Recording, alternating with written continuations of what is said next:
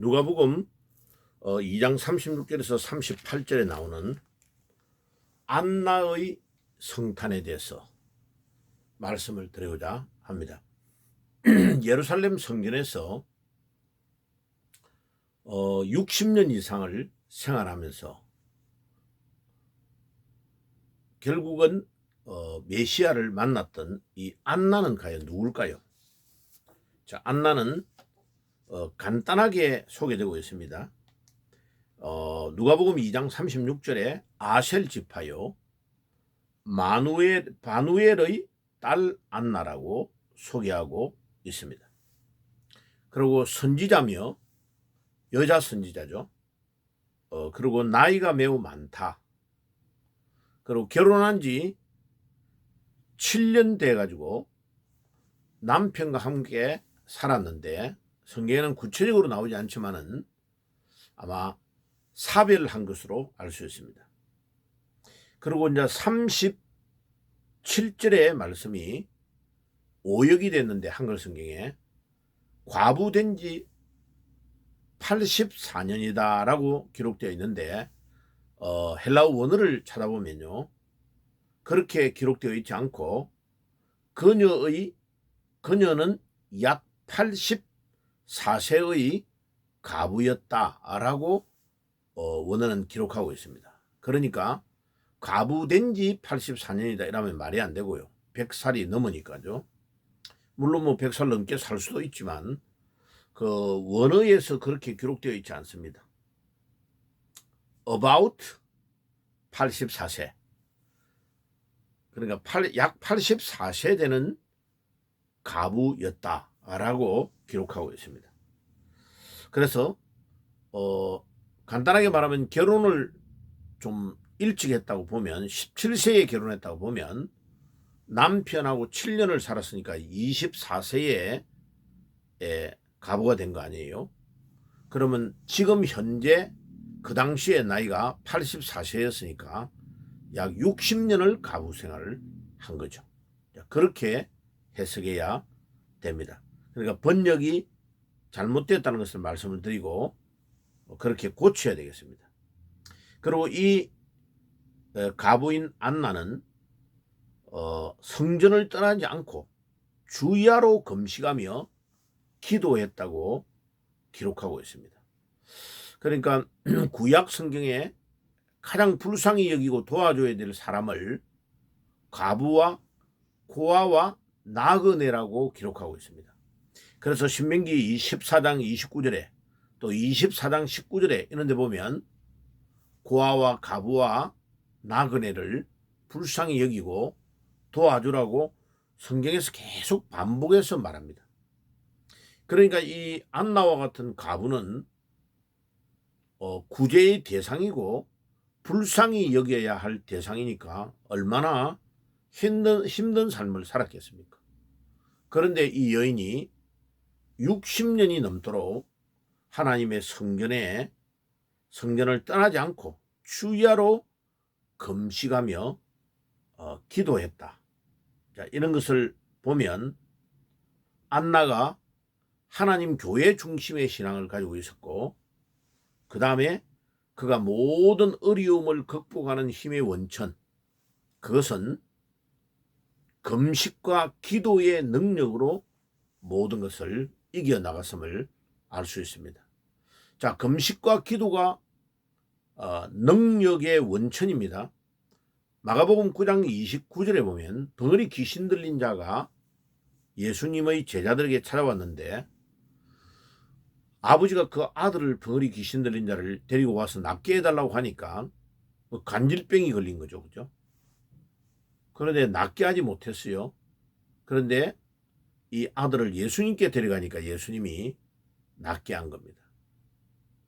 그래서 나중에 이제 그 사람들 다 보내고 나서 제자들이 예수님께 물어봤습니다. 우리는 이 사람을 낫게 하지 못했는데 어떻게 예수님은 낫게 했습니까? 라고 물으니까 예수님이 마가복음 9장 29절에 기도 외에는 이런 유가 나올 수 없다라고 한글 성경에 기록되어 있는데 그것도 번역이 잘못된 거죠.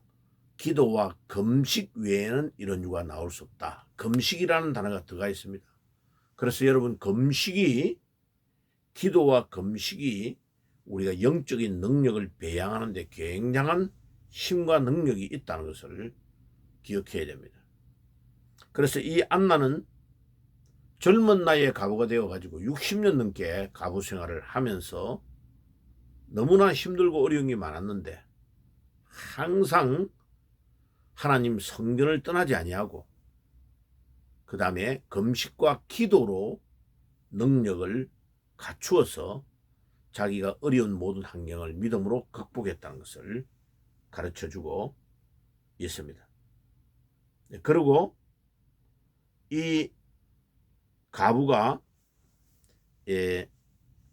이제 보면은요, 마지막 절에 보세요. 38절에 마침 그때 그가 나와서 주께 감사하고 예루살렘에서 대속을 바라는 모든 사람에게 아기에 대하여 말하니라. 야, 기도와 금식을 하면서 능력을 갖추어 가지고 이 아기 예수가 바로 메시아다라는 것을 이 안나는 알고 거기에 성전에 와 있는 많은 사람들에게 예루살렘의 대속을 바라는 모든 사람에게 이 아기에 대해서 말했다. 그 예수님이 메시아라는 걸 증거한 거죠. 예, 이 안나는 엄청 중요한 역할을 한 겁니다. 그래 그 당시에 대제사장과 서기관들은 아기 예수가 누군가를 몰랐는데 이 성전에서 매일 금식하며 기도하며 60년 이상을 체류하고 살았던 이 안나는 딱 보고 알게 된 거죠. 뭐 시므온도 그렇지만 안나도 그런 영적으로 깨어있는 믿음의 사람이었습니다. 그래서 아기 예수를 딱 증거하게 된 거죠. 그 다음에 시몬과 안나의 믿음의 공통점은 뭐겠습니까? 시몬이 가지고 있었던 믿음, 안나가 가지고 있었던 믿음은 마라나타의 신앙. 그러니까 요한계시록 22장 20절에 보면 아멘 주 예수여 오시옵소서라고 기도하는 기도문이 있죠. 그것을 마라나타라고 합니다. 아람어죠. 아람어. 근데 그게 현재형입니다. 헬라어로 미래에 일어날 일을 현재형으로 쓰고 있다는 게 아주 중요합니다. 그러니까 미래에 일어날 일이지만 100%, 200% 확실할 때에는 미래형을 사용하지 않냐고 현재형을 쓴다는 헬라어 고고 문법의 규칙입니다. 그러니까 우리 예수님이 이 땅에 재림하여 오시는 것은 완전한 현재요 100% 일어날 일이기 때문에 현재형을 사용하고 있는 겁니다. 그래서 시몬과 안나는 자기가 죽기 전에 특별히 시몬은 아기 예수 메시아를 보기 전에는 자기가 죽지 않는다는 계시를 받고 기다리고 있었던 겁니다. 그러니까 성전에 있는 안나하고도 신앙의 공유를 해야 했지 않겠습니까? 이 안나는 금식하며 기도하는 것을 늘 60년 이상을 해왔기 때문에 얼마나 영적으로 깨어 있었겠습니까? 그 당시에 이스라엘 민족들은 그리스의 속국으로 있다가 잠깐 독립운동을 막 전개시키다가 로마에 의해서 다시 점령이 되니까 막 울분을 참지 못해가지고 독립운동을 일으켰던 자들이요. 로마 사람들을 죽이고 이러니까 결국은 로마 군병이 이 이스라엘을 완전히 점령을 했습니다. 그래서 BC 586년에 완전히 함락이 됐잖아요. 그래 남유다의 사람들이 바벨론으로 포로로 잡혀가잖아요. 그 바벨론에서 사용했던 언어가 아람어잖아, 그죠? 그런데 그들은 메시아가 온다는 것을 확실히 믿고 기도하고 기다린 거죠. 시몬과 안나가. 이게 마라나타의 신앙입니다. 그래서 성탄절이 오기 전에 바로 앞에 4주간을 대림절이라고 합니다. 그러니까 아기 예수님이 오시는 것을 기다리는 절기죠. 지금 우리는 초림으로 오시는 예수는 이미 왔고 우리는 이제 누구를 기다리고 있느냐?